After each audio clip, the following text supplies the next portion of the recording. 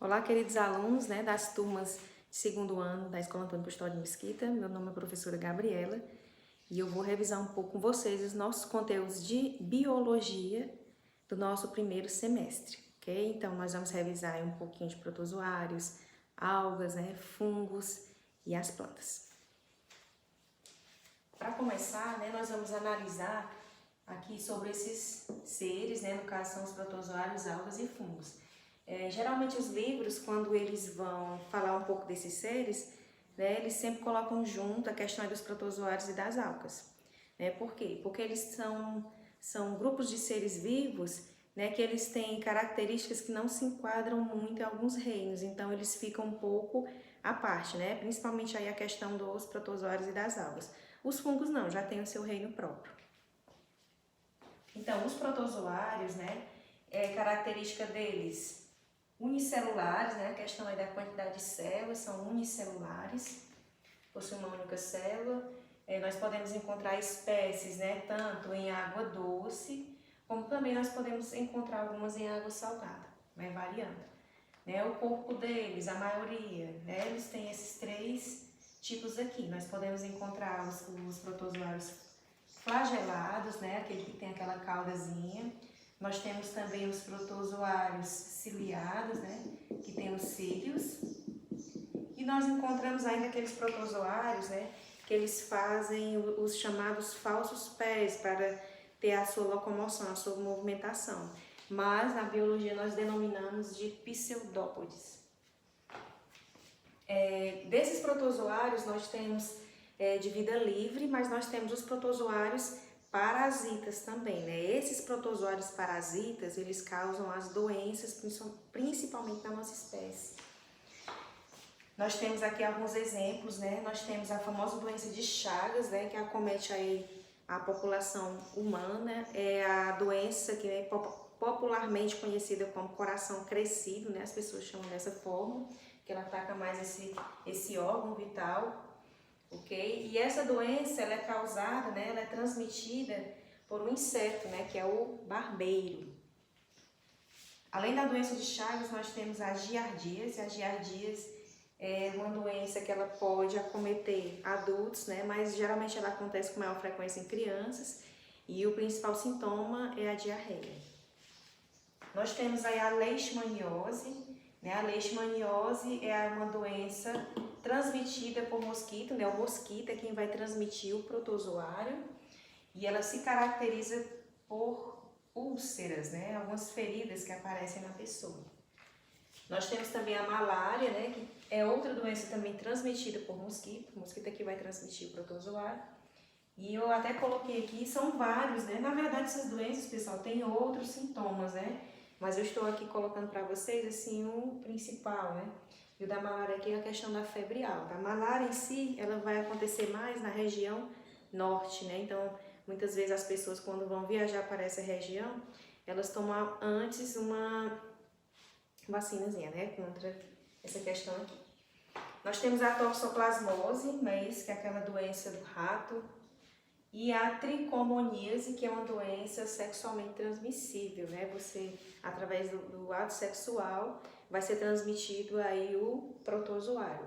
Mas também pode acontecer a transmissão em alguns materiais de uso individual, como toalhas e até mesmo assentos, de privados em banheiros, públicos, por exemplo.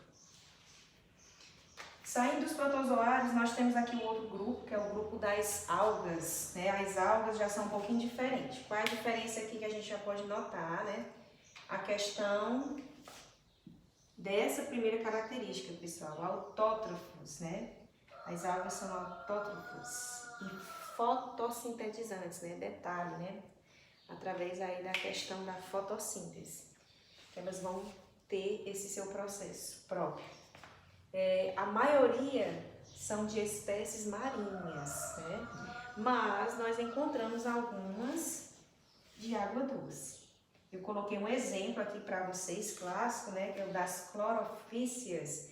As clorofíceas, elas são tipos de alga que elas também fazem uma associação, Ou seja, uma simbiose com alguns tipos de fungos. ela se junta, né, a esses fungos e formam o que nós conhecemos, né, denominamos de líquens, né, que se vê muito, principalmente nessas regiões mais úmidas, né, onde tem bastante assim, incidências, né, de chuvas, períodos chuvosos. Nós também temos, né, o nosso outro grupo, que é o grupo dos fungos.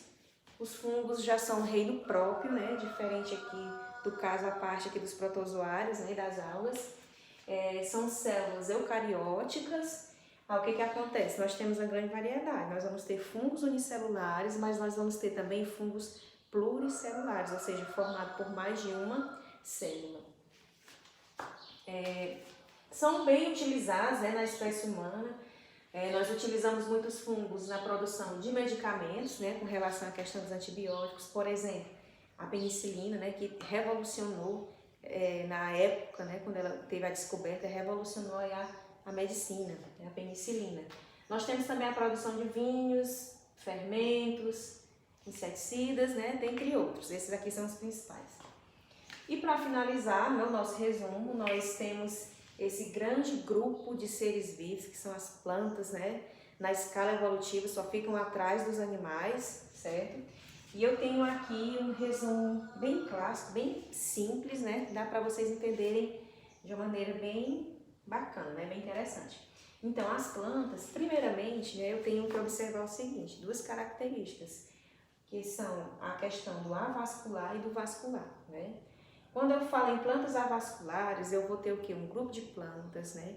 Onde elas não vão possuir vasos condutores, certo?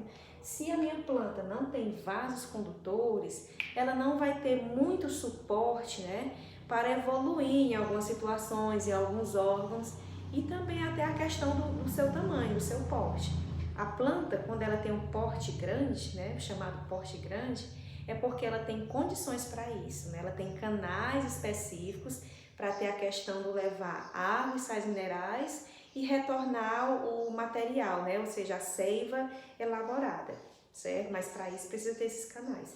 Então, eu posso dizer a vocês que o exemplo, né? O grupo que faz parte aqui dos avasculares, né? São as briófitas. E assim, a primeira característica que a gente vai notar, né? Quando vocês forem fazer a leitura aí no livro didático, é justamente o tamanho, né? Porque não tem como aumentar o tamanho, o seu porte, por conta dessa condição, ó, do avascular, ou seja, de não possuir esses vasos condutores, ok? Mas nós temos outro grande leque, né, de plantas, de espécies que fazem parte do grupo vasculares, diferente desse primeiro, né, que eu explanei aqui para vocês. Os vasculares já possuem esses canais, esses vasos condutores de seiva, ou seja, tanto a seiva bruta, né, ou seja, água e sais minerais, quanto a elaborada, certo? Eu ainda posso subdividir, posso fazer aqui uma divisão. Das vasculares, eu ainda vou ter o grupo das vasculares sem sementes e o grupo das vasculares com sementes. No grupo sem sementes, nós vamos ter as pteridófitas, né? As pteridófitas são esse grupo que não tem semente, mas ao contrário das briófitas, já possuem os vasos condutores, então já tem a condição de ter um porte maior, apesar de não ter semente. Detalhe, não tem semente, mas tem, né, a parte reprodutora da planta, ok? Um exemplo clássico das pteridófitas são as samambaias. Já para esse outro lado aqui, as plantas com sementes, nós temos ainda outra divisão. Nós temos com sementes sem o fruto, que é a proteção, e com frutos. O grupo sem frutos são o grupo das gimnospermas, né? Qual o exemplo desse grupo das gimnospermas? O exemplo clássico, no caso aqui, são os pinheiros. Na verdade, nós temos dois tipos básicos, né, aqui no Brasil. Nós temos pinheiros e nós temos as araucárias, né? Aí vai o leque aí de plantas desses dois tipos, né? Tem outro exemplo, tem sequoias, ciprestes, né? Mas não é aqui no Brasil, é na América do Norte, ok? Das plantas com frutos, nós vamos ter o último grupo, nós podemos considerar o grupo mais evoluído, ok? Eu chamo esse grupo de angiospermas, né? Angiospermas, o nome é sugestivo. Quando eu falo em angiospermas, anjo, e anjo dá a ideia de quê? De proteção. Então, na verdade, o fruto, ele veio com essa característica, com essa função de proteger a semente. A questão da parte comestível, né, é importante sim, lógico, mas na verdade a função maior é a proteção da semente, ok? Todas essas informações vocês encontram no portal da escola, lá você tem o resumo e tem as questões. E olha aqui o bizu do nosso vídeo, olha aqui a dica, né, porque tem uma questãozinha lá no portal que vai ser sobre isso aqui, ó, sobre a doença de Chagas, né? Lá pergunta qual protozoário causador da doença de Chagas, né? Quem é esse protozoário? É o Trypanosoma cruzi. Olha a dica para você responder a questão. Espero que vocês tenham gostado, tenham aprendido. E aí a gente fica aí para a próxima, se Deus quiser. Tchau!